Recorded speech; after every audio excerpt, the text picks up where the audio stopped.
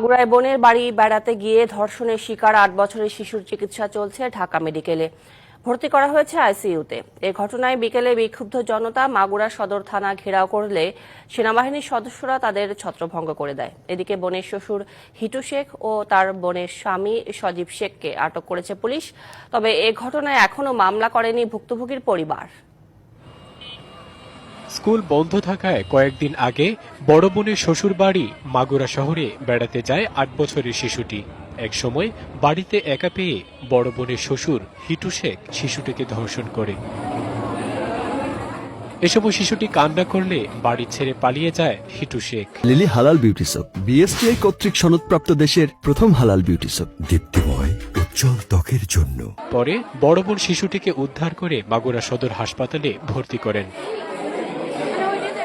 অবস্থার অবনতি হলে সেখান থেকে পাঠানো হয় ফরিদপুর মেডিকেলে। সেখানেও তাকে রাখা সম্ভব হয়নি, পাঠানো হয় ঢাকা মেডিকেল কলেজ হাসপাতালে। ছোট্ট এই শিশুর ওপর ভয়াবহ নিপীড়নের ঘটনায় ক্ষুব্ধ এলাকাবাসী। এর জেরে শুক্রবার জুমার নামাজ শেষে শহরের ভায়না মোড় ও চৌরঙ্গি মোড়ে বিক্ষোভ করে তারা।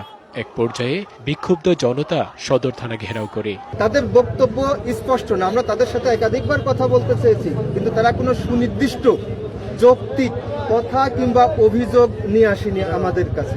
তাদের কাজ একটা অস্থিতিশীল পরিস্থিতি তৈরি করা।